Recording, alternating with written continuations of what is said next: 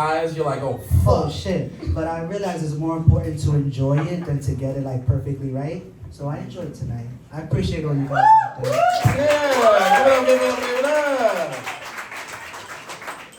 So for those who don't know you, give me a little bit about your background as a poet. I mean, I read your bio, but there's a lot of new faces here tonight. They've never seen you before. So tell us a little bit about yourself and your poetry. So I've been doing poetry for about 3 years now, but a little more than that. But I've been writing my whole life, but I really didn't have an outlet for it. So I just had all of these written down stuff. Everybody knew I could write, but really couldn't do it. Well, you were freestyling on the corner. I still do the freestyle on the corner. That Freestyle Friday tomorrow night, I'll be there. But where at? Where? Hold on, where? So Freestyle Friday is at D Spot on Broad Street. La Broa. La Broa. Show love. The night that I got pulled over for my DUI, I was coming from there. Oh, show sober love. It was BYOB, and that's dangerous. It is BYOB.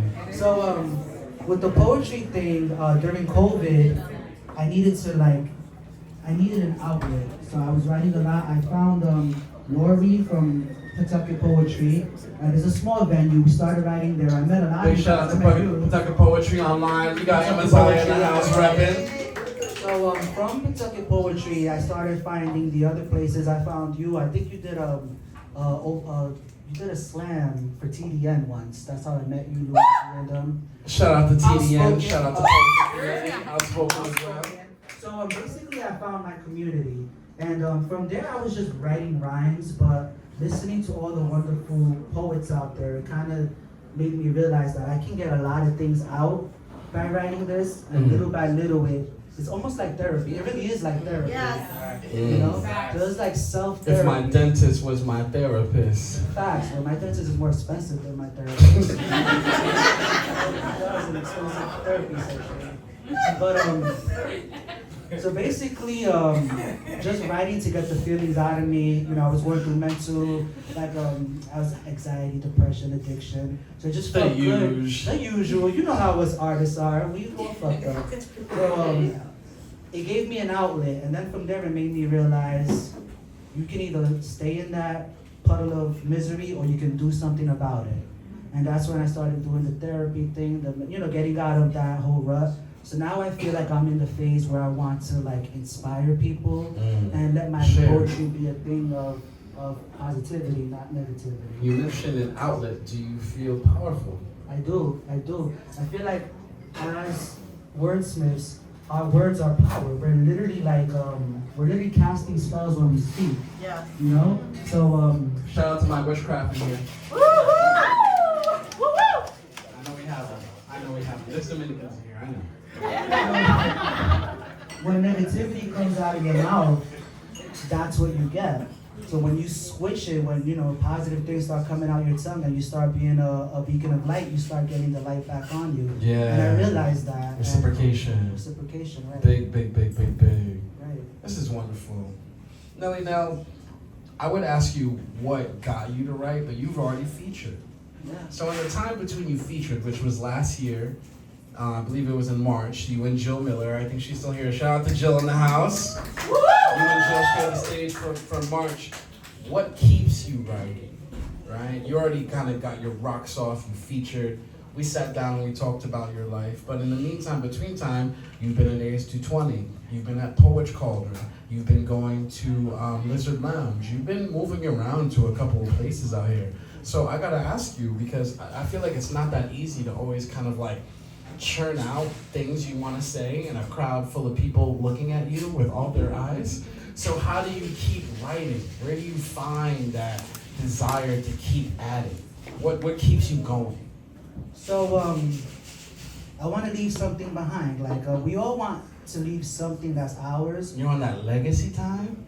I mean, on a lower level, I want, if I can just inspire one person, every now and then somebody would be like, oh, Nelson, you inspired me because you came out of your shell, and now looking at you, I can see that I can do it. It's simple things like that, because I was so shy. I've been writing my whole life, but when I would get on stage, my hands would shake so hard, I would turn red. So to finally get to the point that I could look at all of you in the eyes and do what I'm doing, it's like a victory for me. Wow. And it's just so...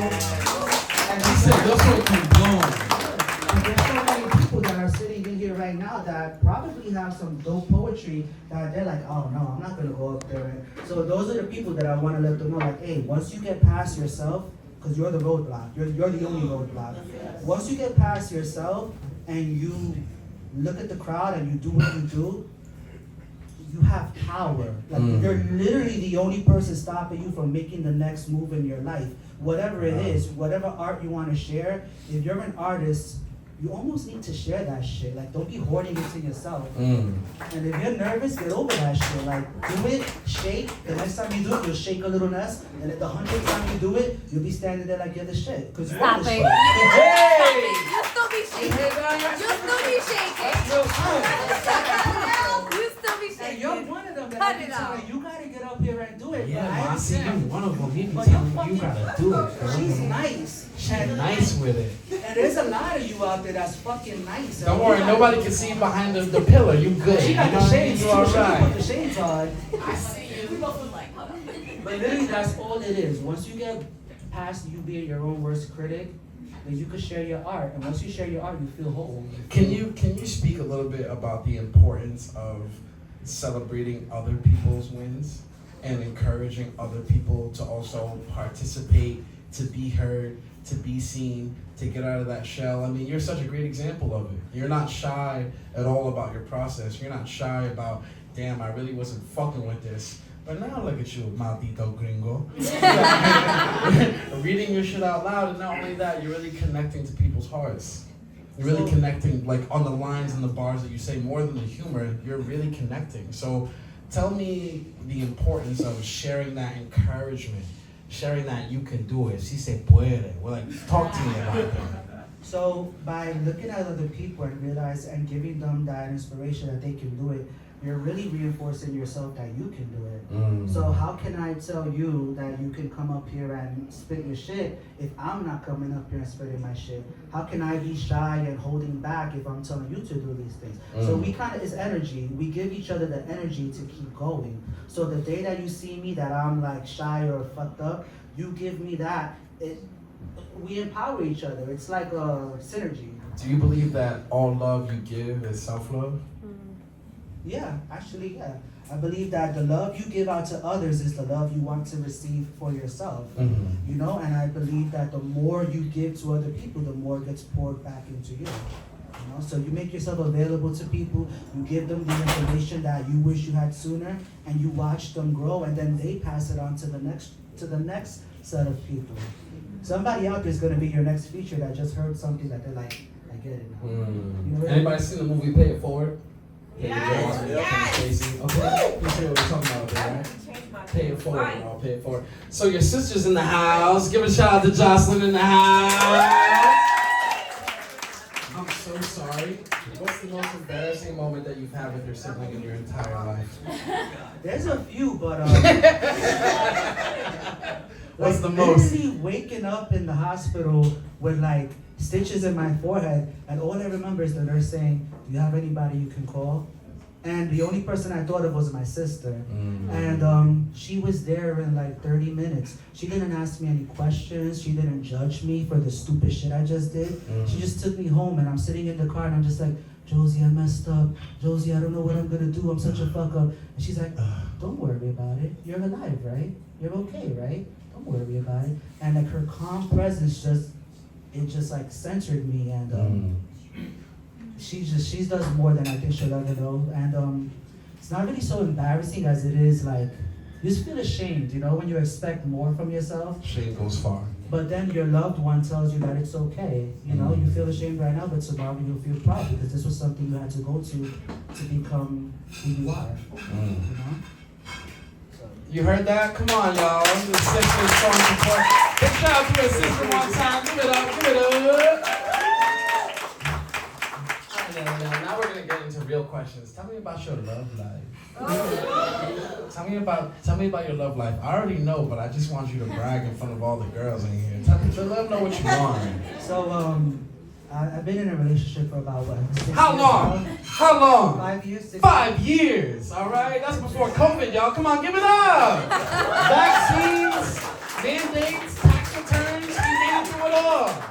I I just kind of moved in with her this year, so that's why I be in In New York. Nueva York. Yeah, so that's why I be in New York all the time. Okay. Driving through back and forth through Connecticut. And you're doing events in New York. I Oh, saw you now I'm on a doing events in New rooftop York. with some skyline behind you. Yeah, I saw And that too. I saw you up reading it with one hand, no phone. I was like, Nelly, no.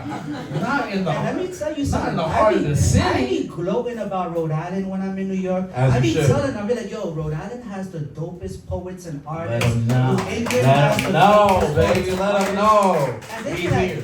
like Long Island? No, Rhode Island. Rhode Island. But yeah, the original question, I moved in with her this year, but I kind of still live over here, so it's like, you know. Dual residence I'm a type little shit. You don't understand. I'm a little superstitious. I don't want to, go too fast and then be asked out. You know what I mean? Yeah. Like, she's like, get the fuck out. And I'm like, yo, red is expressive. I can't let go of this apartment just yet. But sometimes you need a backup spot. But anyway, it's been wonderful. I'm sorry, you're right. Go Yo, ahead. when you move into a lady's house and she gets sick of your shit and she be like, get the fuck out, what are you gonna do? He is What are you gonna do? 4 times? He is not lying. Look at Tony. Tony's like, that's church right there. So I ain't letting go of that shit till we married. When we married, I'm like, all right, the Lord says you gotta keep me. All right,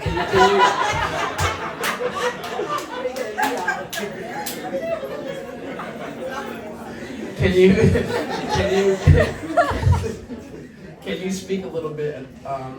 Do you feel like the consistency of your relationship has helped ground you in your performance? Do you feel like having that support, having that there, that it's a little bit more encouraging to go out into the world and tackle your poetry challenges, be victorious with your poetry, share your shit, because you have that person there for you. Like, just tell us how you feel about that. I want to give her flowers, even if she's in New York right now. So when she met me, when we got together, I was an angry, negative person. So like her positivity, yeah, Angry? angry, just Like a little road bit. rage all the Like, time? like, All the time? Get the fuck out the way. Fuck out my way. And when you're with Move, your bitch. partner can either magnify your weaknesses or they can help you magnify your strengths. Wow, say it again, say that They can again. either magnify your weaknesses or your strengths. So in this case, she magnified my strengths, and just seeing the calmness, the positivity, it made me say to myself, do I want to be in this darkness or do I want to come to the light? So like over time, I literally feel like a happier person, like more positive, more willing to try things I never tried before. Literally going to New York and going to Brooklyn, going to the Bronx, going to Queens, and doing all these events and having somebody, like when I say, oh, I'm nervous, and she's like, you're fucking dope, what are you nervous about? You know what I mean? So like the partner you pick, if they're not bigging you up, then they might not be the one for you. Because regardless of what it is you do, whether you paint, sing, dance, or otherwise, you should be each other's biggest fans. Yeah. And having a big fan at home waiting for me, whether I do good tonight or not, it gives me a fearlessness. Did he do good, y'all? My man said Brooklyn, Queens, he has love, and he still has all 4 of his tires. Amazing. Amazing. No stolen tires at all. I'm just saying, for being in New York, like, you ain't come out and you see no cinder block or nothing. That's crazy. Cause I be seeing TikToks. They be stealing your bitch while you're in the bodega. I'm not gonna lie. All right, Nelly. Now you actually harped on something that I think is just super important right now because it's in low supply. You harped on your optimism. And not to oversell and not to over-explain, but optimism is in low supply right now. Very low. The outcomes, I don't have to talk about it. I think we all feel it. Like, it feels grim around here, nigga. It feels real Harry Potter book 6. It feels real. It feels real book 6. That's why you said Harry Potter scar. I'm like, Nelly gonna die for us? Great! we gonna be back once he comes back. We're gonna be alright. Avada Kedavra, do it now. Can you talk to me about keeping your optimistic, your spirit Your spirit is optimistic. You don't have to tell us that. We feel it. Your spirit is optimistic. Your eyes are optimistic. You see people. You show love. You're light. You're never on some bullshit. You're never like, oh man, fuck the world. My boy is always happy. Can you just speak to how you do that? And I want to ask you, do you realize how important that is when everybody's looking for optimism in this time? Do you realize how important it is to be that in people's lives, even for just a night, even for just a poetry set, even for just a fucking moment? Do you realize that? Sometimes I don't, but you're right, though. It's important to do that. I think the only difference between having a good day and having a bad day is the lens that you're looking at it through. Like I could easily. He wears glasses. I wear glasses, but I could easily like get annoyed being late to work and like somebody took my spot and be like, yo, this day is shitty, blah blah blah. Or I could just flip it and be like, I'm here now, I'm gonna have. So literally, all it is the lens you view things with. And if you choose to view things in a negative light, you'll find it. Yes. You'll find it. Yes. But if you choose to say, nah, it's gonna be good, it's gonna be okay. Let me get my, my expectations up, because you will get what you expect. If you expect to have a shitty ass day, that's what you're gonna get. But if you refuse and you just say like, no, that's enough. Like, today's gonna be a good day because I'm gonna make it a good day. I'm gonna do everything in my power. I'm not gonna be around the people that are negative. I'm gonna, only surround myself with positive people. I'm gonna limit how much I look at social media and look at all this craziness that's out there. Real. That's an important one. Because if you scrolling through Twitter and all this shit, it is dark out there. So sometimes you gotta be like, alright, today I'm not looking at this shit. I'm not turning on the news and watching everything that's wrong in the world. I'm gonna go for a walk. I'm gonna go sit in the park and look at the fucking birds. I'm gonna go visit family or friends. Literally, the only difference between you having a good day and a bad day is your approach on it. You choose. So tomorrow, if you wake up in a crappy mood, it's your choice to stay in that crappy mood. So what do you want to do? That's how I feel about it. What do you want to do? You want to be mad, or you want to start feeling a little bit happier? Real words from a real man. All right, now answer me this. What is? I have a question. Oh, we have Tony Rose, and we want to hear it. So I met you at Lizard Lounge, and I did not know you was going through this, and I can see that change in that energy. First statement. Second, that statement of how you perceive through your day. How did your therapist help you process that way? She gave me medication. Prescriptions, baby. Prescriptions. Milligrams on milligrams. To be honest, sometimes you gotta be honest and be like, maybe I need something, like maybe my brain is a little wired differently. But aside from that, she let me explore. Like, you gotta get to the root of shit. Like, I'm angry. This person pisses me off. Traffic pisses me off. Happy people piss me off. Why? I get annoyed at sounds. Like, when people whistle at work, I be ready to kill them. Like, why are you whistling? Dead ass. Like, loud people, happy people used to annoy me. So I'm like, wait a minute. What is really my issue? Fuck you so happy for, nigga. You're not happy. They're like, oh, you're not happy. You're it's a reflection of what is going on with you. Yeah, what you want. So my therapist just basically helped me get to the bottom of what am I angry at. And one of the things I was angry was I didn't feel like I was doing enough to I felt like I was just living but not really doing anything. And poetry is a thing that makes me feel a little more accomplished because at least I got out there and I shared my stuff. Even if I'm not going platinum out there, I'm not making a ton of money, but the connections that I'm making and sharing that artistry, it makes me happy. So you just gotta be honest with yourself. Look in the mirror and be like, what is it? And then once you find out what it is, what am I gonna do about it? Hey, multi-step actionable recommendation from Nelle Nel. We have two more questions. We'll take one here and then one from Carl. Say your name, Rudy. Oh, sorry, my bad. Yes, you. Oh, sorry. Aya. Thank you. Yeah, just a critical question. I think probably on everybody's mind. As someone who's Dominican and Puerto Rican, who makes the better Bernini?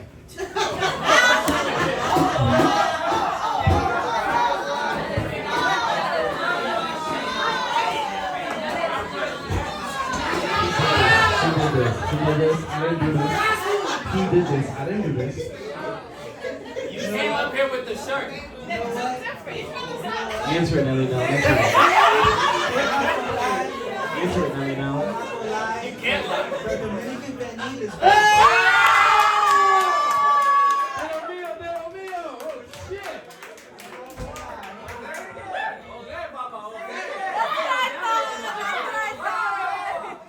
I'm not gonna lie. The census of the state says you answered that very correctly. He has to go home tonight. I get it. My boy got to go back to New York tonight, and he still got 4 tires. If you don't after this, you know why. Carl, what's the question? Carl from Connecticut. I got a question. Holla, dog. It's a mundane question, but what part of Puerto Rico is your family from? Josie, what part are you from? That's the realest shit I've ever seen. That's the real shit. I ain't gonna lie to you. Yeah. You ever been to La Perla? You ever been to La Perla? The last time I went to Puerto Rico, I was like 9 years old. You never been to La Perla? Yeah. Don't ever bring a camera. Ever. When you go there with humility and Don't respect. make eye contact. No, make eye contact, because if you don't, that's disrespectful. But don't go taking pictures. I'm happy I told you. Now answer me this. What's your favorite food, your favorite movie, and remind us, where the fuck are you from? Alright, so I'm gonna surprise you. My favorite food is not lasagna. Stop lying! Stop lying to me! You have poems on lasagna, it's not your favorite? I the chicken. Chicken's my favorite food. Yo, I will eat the shit out of a chicken. I will murder. A lot of I will eat chickens the have shit out of a died. chicken. Hey, that's not the vibe. I won't eat the shit out of a chicken, but chicken wings, things like that. But my favorite movie is Inception. Hey, all right, yup. I know we got some thinkers back there. We're dreaming right now. That's right. And Where the fuck are you from? I was born in New York, but my heart is in Providence, Rhode Island. Yeah, give it up for Nelle Nel, yo.